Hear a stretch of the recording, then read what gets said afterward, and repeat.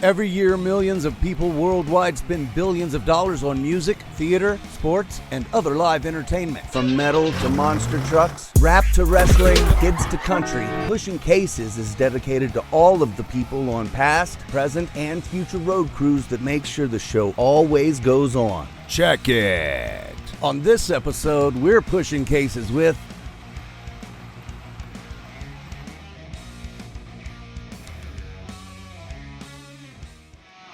What's up, everybody? Welcome to the show. Today, we are pushing cases with a great longtime friend, Mr. Harold Behrens. Welcome to the show. Well, thank you very much. Nice to be here, Josh. Good to see you. So good to see you. You too. Real quick, the way that Harold and I know each other is we met on Barney's Big Surprise way back in 1996. And I will let Harold take it from here. Tell us a little bit about yourself and what you're up to. All right. I am a production manager and a stage manager for different rock and roll bands. Been doing it for about 30 years now. No, over 30 years now. I started back in the 80s with Cher in 1988, I think it was. Okay. So as a third carpenter, that was a long time ago with Frank and Dana. Okay. And worked my way up. Right now I stage manage for Maroon 5 and Kelly Clarkson. I production manage for another kids show called Disney's Disney Junior Dance Party. So okay, do that one and do some other stuff for different acts. So nice. You know, I try to keep my fingers out there. Yes. If you don't know, you're going to soon find out. This man has quite the resume. So how did you get into the business? The touring side? I went to school for theater here in New York, a little school called New Paltz. And two of my buddies moved out to California before I did. I went to graduate school at SUNY Albany. As soon as I got done there, I came out to California. I went out with $500 in my pocket. And I started working out there for a company called LA Stage Call, which was just stagehands. And I started working at Universal Amphitheater as a truck loader. I kind of worked my way up the ranks in that company. Right. And got noticed by some people out there. And two of my friends that I was working with out there, they were on a Cher tour. Somebody got fired. They put my name in. I was close by, and the production manager called me, and I had a friend of mine drive me to San Diego, and that's how I started. So it was all word of mouth. So being prepared for opportunity, huh? Oh yeah. They said, "Can you get here?" I said, "Sure." Yeah, that's right. Yeah, exactly. How many people can't do it or didn't do it and missed that opportunity? Right. Exactly. Yeah. And it's really in our business. It is all about word of mouth. I think you have a resume, and some people ask for a resume. I mean, I do have one, but it's more like, I got your name from someone, or somebody calls you and says, "Hey, I got a guy that needs a guy." So and that's how I think at least the old timers work that way. I mean, with the new guard, there's a lot more. I mean, I've been asked for a lot more resumes in the past couple of years, but I think that's just management. It's doing management stuff. Yeah. So they want to see your CV. It's the same thing with acting. Yeah. You can do all the work and all that stuff, but if you don't put yourself in a position and know those people that can make those decisions to help you out, it's not going to do you any good, is it? Right. Yeah. I mean, it because again, I like we were talking about Jake Berry. I was working on a Madonna tour, but he was our site coordinator, and I just kind of I would run into him every third show, and we just got talking or whatever, and little by little we became friends, and that's how I got onto the Stones tour. And from the Stones tour, I got onto the Barney tour. Because again, he was like, "Hey, I got this tour. You want to do it?" And I was like, "Sure, yeah, let's do it." Yeah. Okay. Well, and before we get into that, real quick, Jake Berry, touring guru.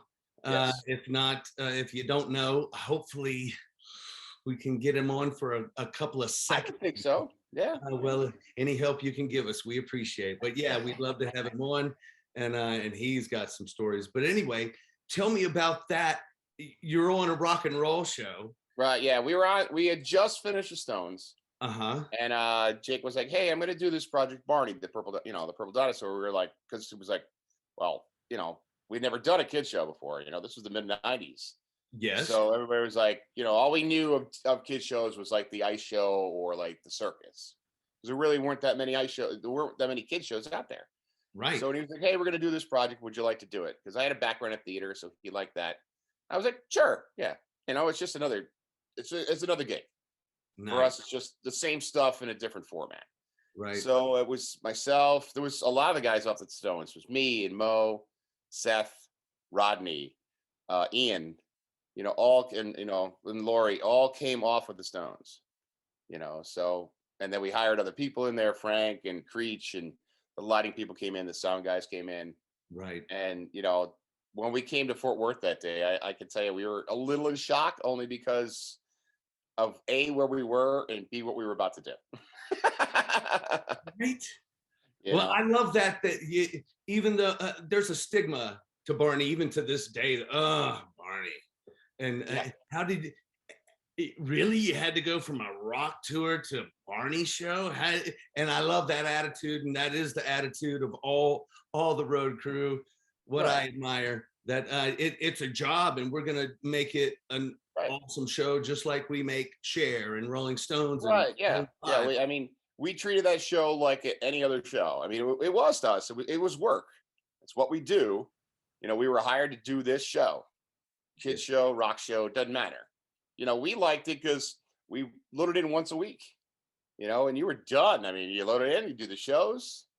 It was easy. After a while, everybody wanted that tour because of that. Truck drivers, bus drivers, they all wanted that tour because it was easy money. We were getting good money. It was easy. You loaded in once, you loaded out once. You had 2 days off a week always. With the kids on the show, you couldn't work a lot of hours because you had to work around the kids. Right. So, show wise, it was perfect. And they took care of us on top. And they took care of us. There was nothing out there that we didn't already have. I remember the International Union wanted to unionize us. And they were like, "Well, we'll get you better stuff. We'll get you better benefits. We'll get you better." And we're like, "We have it. We have everything we have in a rock show. We have our own rooms. We have a tour bus. We have catering. We're not wanting for anything, The production took care of us. I mean, Sloan was awesome. Whatever we wanted, we got. It was the Cadillac of tours. It really was. Sloan Coleman, Barney producer. Hope to have her on as well. We're working on it. We're in the infancy, but man, yeah. And listen, that as I've said before on the show, it was my introduction to the workings of a show that I'd been of shows that I'd been a fan of before. I had seen what I'd figured out later on is I had likely been to shows that you guys were on. Probably so. When I was younger.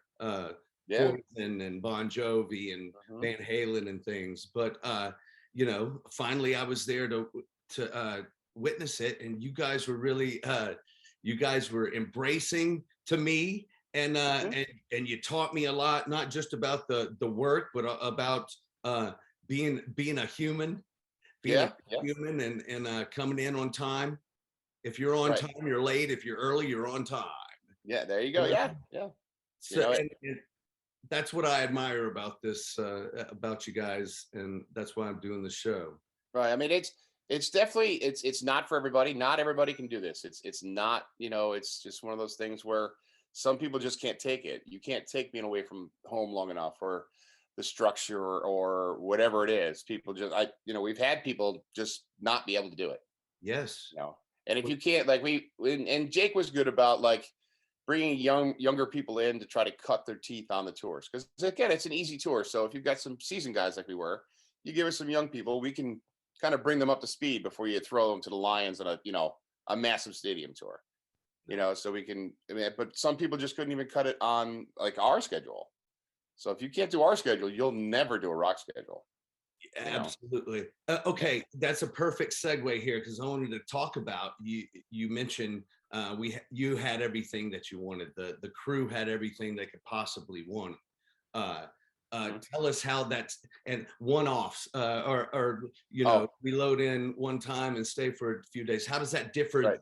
from a regular rock? Most rock tours, because of the nature of the show, you do a city a day.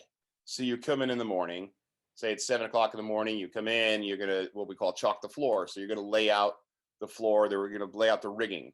So that's all the stuff that hangs in the air. All the chains that hang down, we kind of plot them on the ground so the riggers can hang them. All right. So after that, at 8 o'clock, we start like load in. That's when we start emptying all the trucks. We bring all the equipment inside, figure out where it's going to go, stage it, get it ready. Stagehands help us bring all the stuff in, put it together, fly trusses, put stages together, fly sound, fly video, what other elements you have for the show. You put that all together, and hopefully you're done by, say, 1 o'clock, 2 o'clock by the latest, because now you've got the band coming in wanting to do a sound check normally. So say at 3 o'clock, they're going to do their sound check. We do a sound check that lasts maybe an hour or so. The band goes away. We now we'll do what's called turnover, which will now set an opening act. So we either like camouflage a set or do whatever we got to do, put the opening act up on stage and let them sound check if we have time. And then you have doors. So like 5:30, 6 o'clock, now you're at doors. So, you let the people in, get them all situated by 8 o'clock. Now you're doing the show.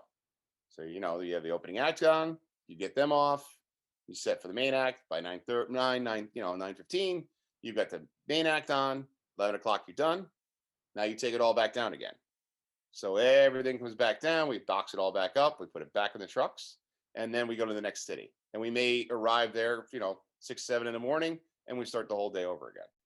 And you may do this 2, 3, 4 times in a row, sometimes 5, before it's all, before you have a day off.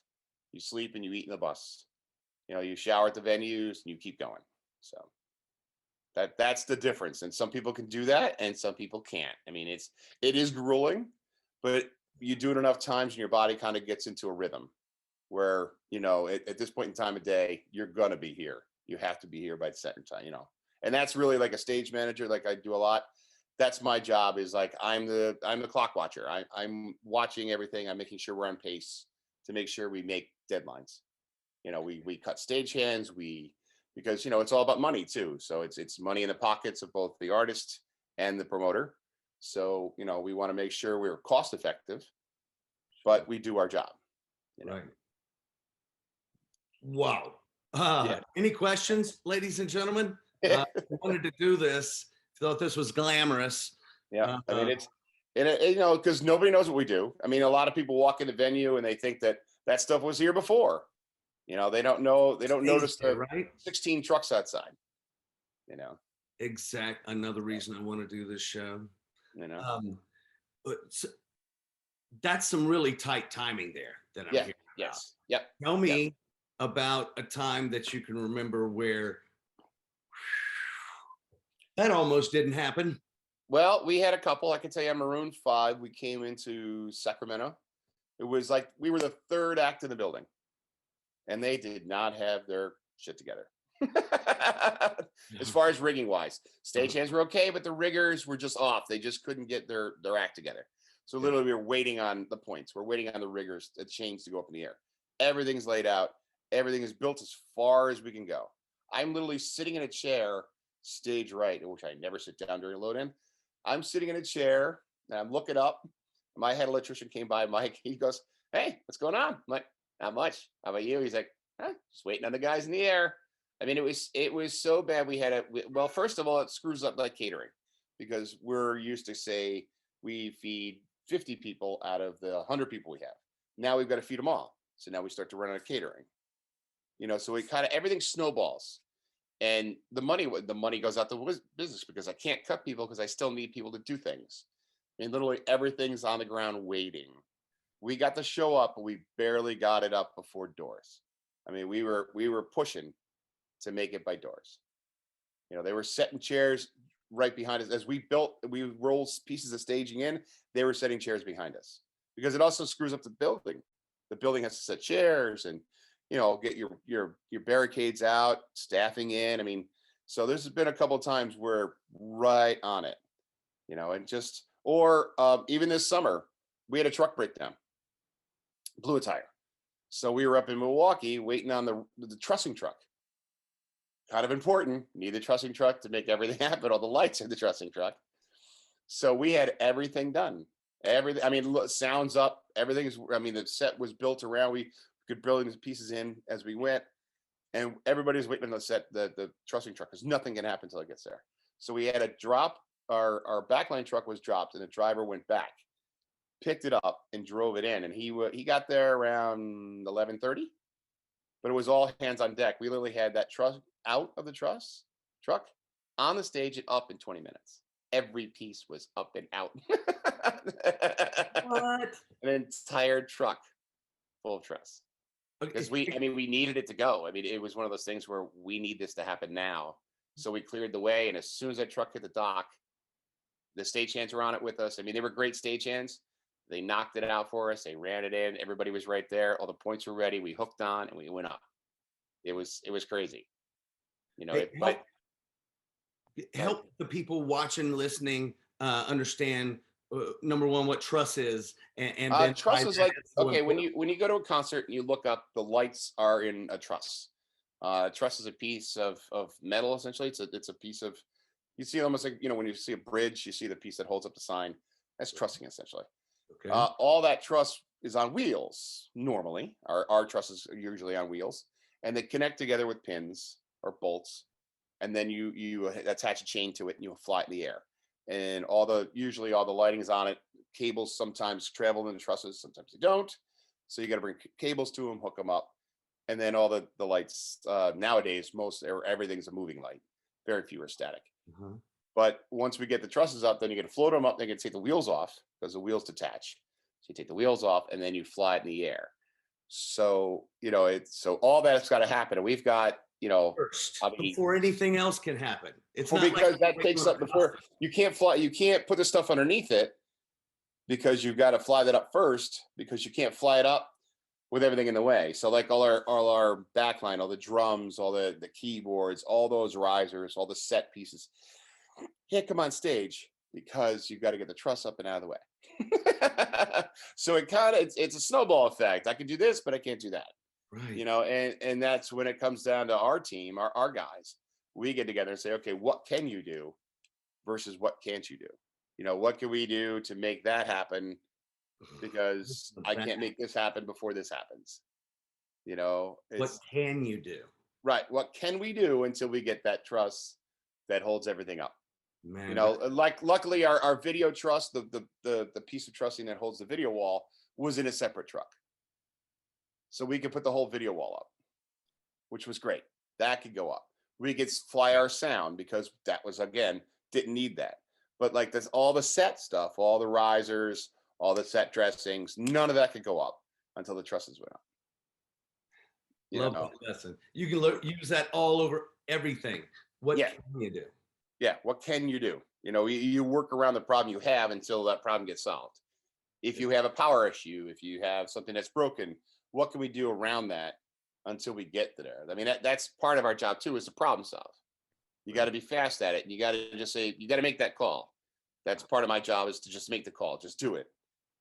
You know, and we'll figure it out. The rest of it around it, we'll get a new game plan. Okay. You know, and like what say acting or a show, if something goes wrong during a show, we can't do much about it. Like if a gag goes wrong, or as long as somebody doesn't get hurt and it doesn't affect the show too much, you're never going to know that didn't happen. You know, that if the light doesn't move, or if the scenery piece didn't move, right? The audience is not going to know. We'll know. He's right. Artists will know. But other than that, you know, it's up to us to fix it the next day. You know. There you go. Right. I mean, I was on Aerosmith and we had a problem with the cryojets around the piano for Dream On. They didn't fire one day. And what kind of jets? I'm sorry? A cryojet is like, you know, when you see the smoke shoot straight up in the air at a show, they're called cryojet. They're hooked up to a big CO2 tank. Got it. And you hit it, and the fog or the steam comes up through it. Got it. So we have that on Dream On. Joe would be up there and he did Dream On, and they would come on around the piano. Uh-huh. So we were in Texas and it didn't work. For whatever it was, the humidity got to them, whatever. They didn't. So we go to the next city and they didn't work again.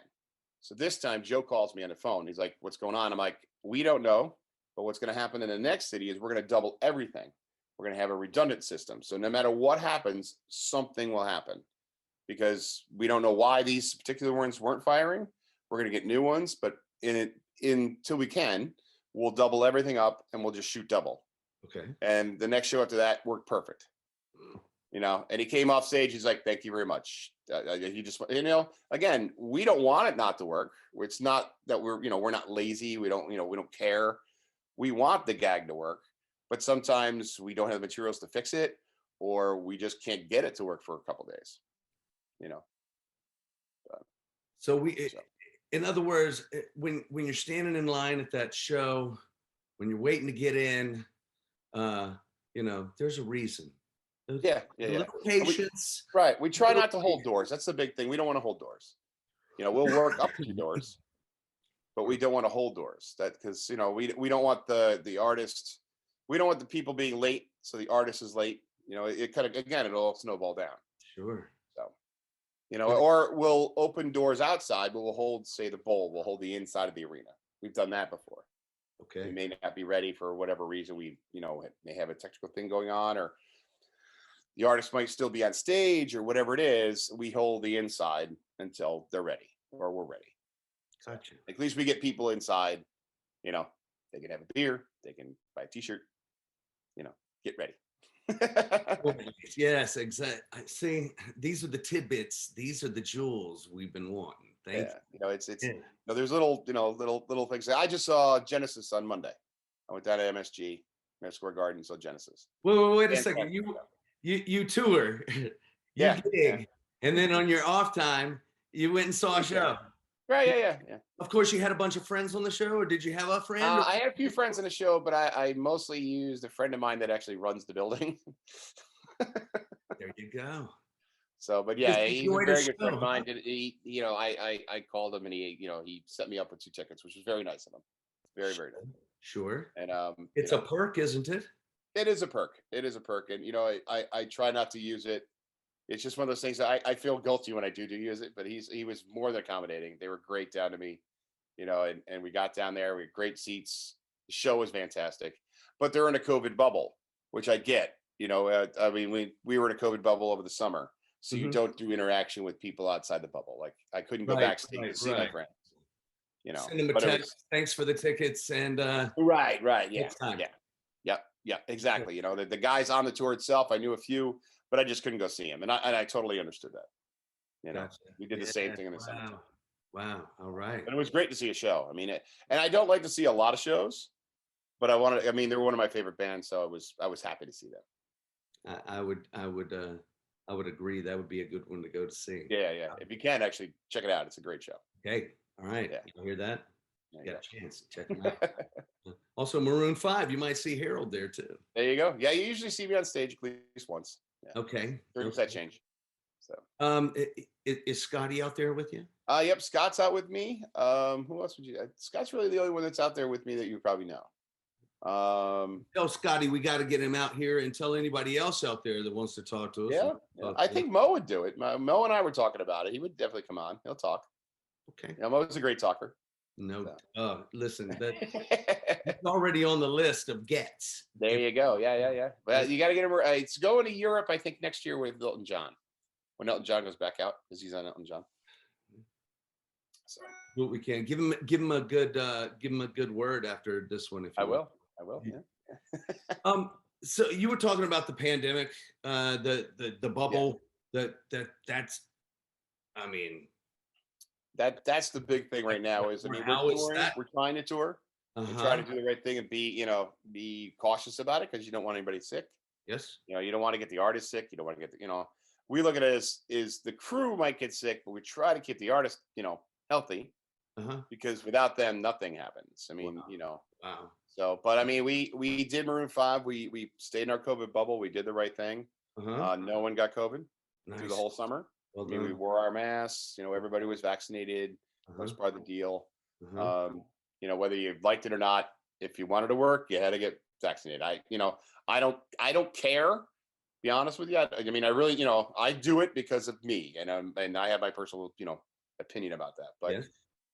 if you want to work in the industry right now, you have to do that. A lot of tours are at mandating it, which hey, it's like any other. I've gotten yellow fever shots for other stupid stuff, and have been inoculated for other things. So just one more shot, man. And I don't like needles. So, You. but we wore our masks. We certain things would change, like catering was a little different. Usually it was just crew catering, just like and the locals had their own catering. We had our catering just because. Local crew were always tested a day. They had to do the rapid test, the 15-minute test. Gotcha. And some guys would refuse to do it. Okay. I mean, whatever. I mean, if you don't want to work, you don't want to work, evidently. No shoes, no shirt, no service, right? Right. Yeah. We got tested once a week or once every other week. If you didn't feel good, our thing was, stay in the bus or stay in your hotel. We'll bring you a test. We had tests with us. We had a COVID guy with us. We were the first tour to go to Canada. We jumped through a lot of hoops to go to Canada. So, Mr. Levine helped that. Actually, we well, it was Live Nation that wanted us to go. Obviously, we had already had a show when we did one show in Toronto, so we had to have like a PCR test in Chicago and a regular test, and then we had to submit our findings to an app for Canada, and then we did it. We tested again in Buffalo before we went in. So, but again, we went in, everything was great, and we got back out. And to my knowledge, we never heard or we know, but I don't think many people got COVID off the tour, like the crowd, because we're outside too, so that kind of helps. So, but it's one of those things where everybody's like, it's a super spreader. I don't know. I'm not a scientist, just a rock guy. Right. Just trying to do a show here, best we can. But, hey, you were talking about going to the show, Genesis Rain. Yeah. And what else? What are some things that you have done in the past on the road for a break whenever you might be able to get one? Or even if you aren't going to get one, how do you find time with it 5, 10, 20, 30, whatever it is? Take some Herald time and refocus. Yeah, I usually get like my time to myself normally during the day is probably when we open doors. I get about 45 minutes because that's my downtime. I might go to the bus for a few minutes, just sit down, relax. I'll take a load off. Just because that's kind of the nothing time until the opening act starts. So I've got about 45 minutes in there. I might go to the bus. I'll take my shoes off for 5, 10, 15 minutes. Sit in the bus, which it's usually Scotty sitting there working on a drawing or something like that. Him and I'll just sit there and bullshit. Or I might just sit in the loading dock, just kind of just kind of sit down and relax. Right. So, because there's no, and other than that, my day off, I'm a sleeper in around my day off because especially if the bus is going to be in the property, just don't wake me when I get a key. I'll just get up, just because it's my day off. I'm not going to do much anyways. I might go to the gym. I might take a little walk. I might not do anything. I might go to the bar and have a beer. All right, just play it by ear. Some people like to play it by ear. Some people like to go sightseeing. They like to do the tourist attraction. Yeah, I did that years ago. I mean, I did when I was really young on it, and I would do the sightseeing thing. I always did the sightseeing thing, and I was big always to send postcards. Hard to find a postcard these days, but I always send postcards. Yes, which it was nice. It was just a little touch. Everybody would get one. A couple of people would get one. So, but nowadays, I've been most places and they don't have postcards anymore. So it's kind of hard.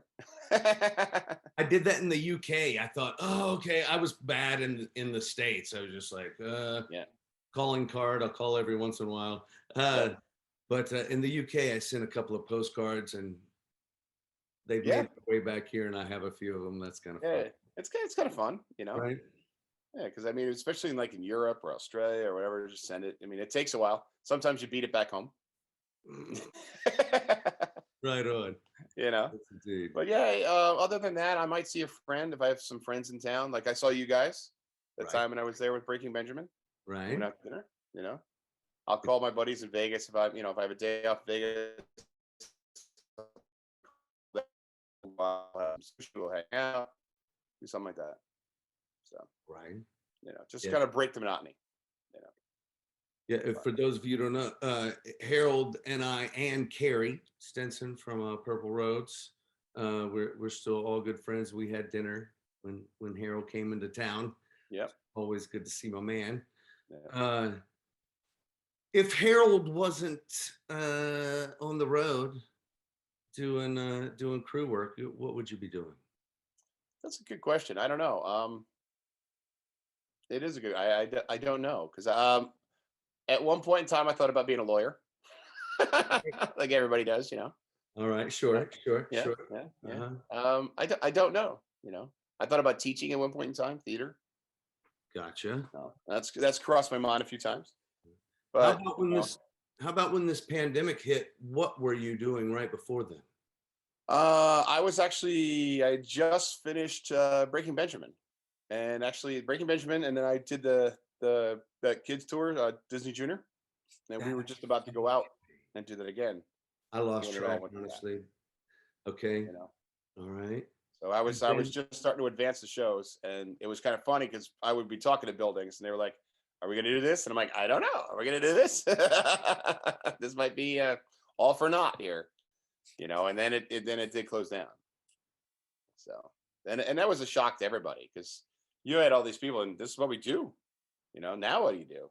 Some people transferred their skills to, carpenters became carpenters on houses, and things like that. Like I sheetrocked my garage. I kept myself busy for a while. Did you? Right. I redid a friend of mine's basement. She wanted an exercise room. So I got my cousin and we put an exercise room in her basement. There you go. Just something to keep busy, Sure. and tried to find other jobs. And it was kind of funny that I don't think people know what we do, so they don't know how to use you. I couldn't get a job at one point in time. I'm like, wait a minute. It was very, very funny. Wow. I had a laugh. It's like, And how long did that last? From the last time that you gigged until the next time that you came back? Probably a year and a half. We went out in March, and it was June and July before we went back to work the next year. So that's a year and 3 months, 4 months. Wow. It was crazy. Yeah. I mean, it was fun to have a summer off, because I hadn't had a summer off since I was 15. But it wore off whenever, by the fall time. Yeah, it was kind of boring now. Really? Yeah. You know what I mean? It's almost, there's always, because once the pool closes and the boat comes off the lake, not a whole lot to do. You're right. Yeah. There's just the cabin. It's just the house now. Wow. Like my sister's a school teacher. My brother works for DOT. So like my brother never stopped working. And my sister had to do it remote, which I give all teachers credit to teach remotely. I watched that happen. Oh my God. No. I sat in on a couple of classes just in the beginning because I was trying to, make sure we're staying the course and this, that, the other thing. And I was like, yeah, all the best to you. Right, exactly. I mean, out of here. I don't know how the teachers did it, and I don't know how the kids did it. You know what I mean? It was crazy, because she would be on, a line, and she couldn't tell if kids were there or not, because not everybody's on the camera. So I'm like, that's just a shit show in itself. I mean, I don't know how that's going to happen. But a lot of people, it was not. It was just something to do. Something to do. Yeah. And, some guys that I know transitioned, and they, some guys were building houses, as I said. Some guys, became plumbers or whatever. The truck drivers just drove. I mean, they got hired out. I mean, to drive truck, to do any, and there was lots of trucking to do. So they weren't making the money they were, but they did it, and some guys have not come back because some of it's lucrative enough to stay. I was going to ask that, speaking of the shirt that you're wearing there, it's Upstaging. That's a trucking company, right? Trucking and lighting outfit, Trucking and lighting, yes. And I was going to ask, how have they come back? Some have. Most companies survived again because they were doing that. I mean, like upstaging, they use their manufacturing side to do like PPE. They were doing masks and things like that, shields for like the greater Chicago area, Okay. the hospitals out there, and that's they had at least some of their people working that. I'm sure their truck drivers went out and drove freight like everybody else was doing. Uh-huh. It didn't. I know Janco was another company that sent their drivers out where, they were hauling freight, whatever they could do to survive. Okay. And it, unfortunately, I don't, it hurts some companies, I'm sure it did, because you're not going to get some of the drivers back, or the drivers we're getting aren't that great, but what are you going to do? I think it hurt the bus drivers a lot because bus Go ahead. drivers, I think a lot of bus drivers went to go haul freight because again, Did they? All right. yeah, Interesting. and some came back, some didn't. So, and I think that's going to happen with like next year. We're going to see that hit our industry hard, as far as our workforce, the main workforce, truck drivers, bus drivers, touring personnel. When everything starts to ramp back up again, I don't think there's going to be enough staff, to be honest with you, to handle the load. Okay. That's one of our fears, or one of my fears, anyways. We've talked Well, about it. as you say it, it immediately brought the kind of the service industry and even retail industry now, and the auto industry. Yeah. There's plenty of people that want things still, Right. Yeah. somehow through this pandemic, but Mhm. there's 3 boxes of cereal at the grocery store. Right. Yeah. No, I meant 3. You know what I mean? Just Like, 3. Yeah. what? And it's not, Right. and you told people to stay at the house for a year. Mm-hmm. Right. But then you had the idiots that hoarded everything, that bought, like, instead of buying just say 3 for the week, they bought the entire carton. Then that doesn't help either. I mean, you've got 2 sides to it. I mean, I remember going into a store and the guy was, it was just as it was happening, and the toilet paper thing happened. I'm like, I don't know why, but it did. So this guy brings out this kid's, going to restock the shelf, and he brings out like the cartons, like the 60 rolls in a box. But one guy just picks up the whole box and walks away. I'm like, you needed all 60 rolls? I mean, that's just, it's an example of like, did you need that? I mean, I said to the kid, I said, just, can I have a package? You know what I mean? Consideration. It's little things like that. Yeah. And now with the supply chains happening and all that, it's tough because I think that's a snowball effect of COVID, is because everybody was cooped up, like you're saying. Now they're all out. Now they all want their stuff, but companies weren't making the stuff they were. They, everything kind of slowed down, and now you got to ramp it back up. Now you got to find your people again. Are the people going to be there? And that we're finding, even in the summertime, I would be off stagehands, and you would think that stagehands would be easy to find. But like in Austin, when we were there, out of my call, I think was like, say, for 50 people, I think I had 24 for load in. And it didn't get any better for loadout. No. Crazy. People just didn't show up. They would sign up, but they didn't show up. What would that normally be before the pandemic? I mean, very rarely were you missing stagehands. Very rarely. We before the pandemic, I can't remember a time that you might be 1 or 2 people down, but you were never half a call down. Okay. Gotcha. That's the thing with, if you want, because we put in like X amount of stagehands, we need, say, 50 stagehands for the day and 12 loaders for the trucks and blah, blah, blah.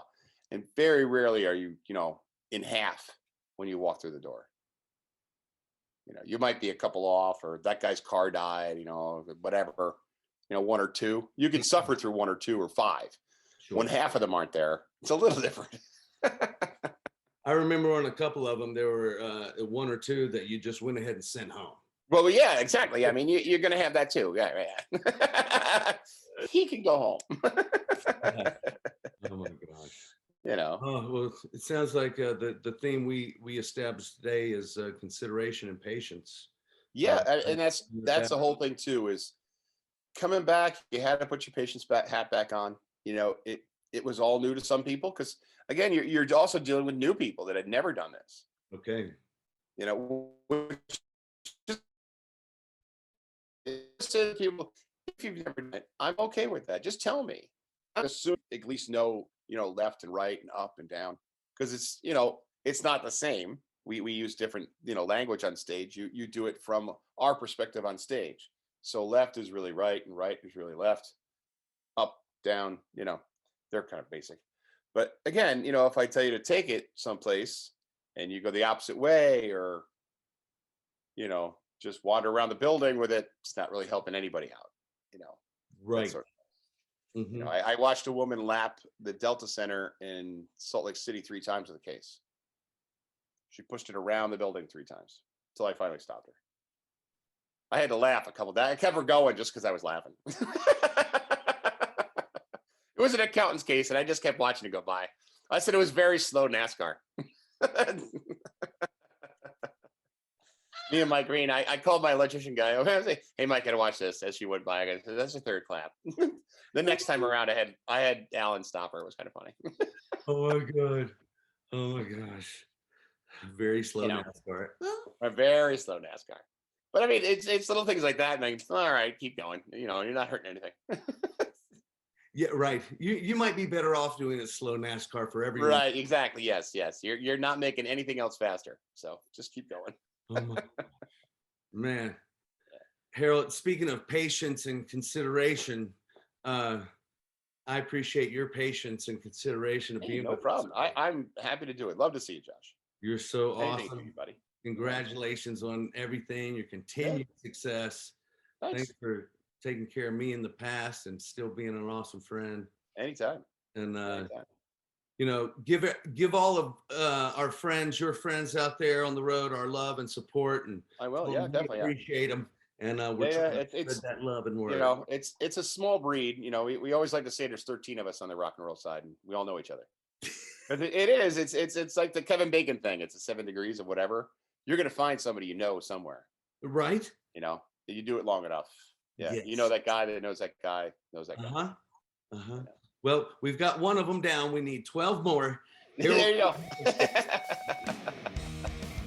Brother, thank you so much for being here. Anytime. I'll come back anytime you want to. Appreciate it. Everybody, today, Pushing Cases with Harold Behrens. See you guys. Take care. See you.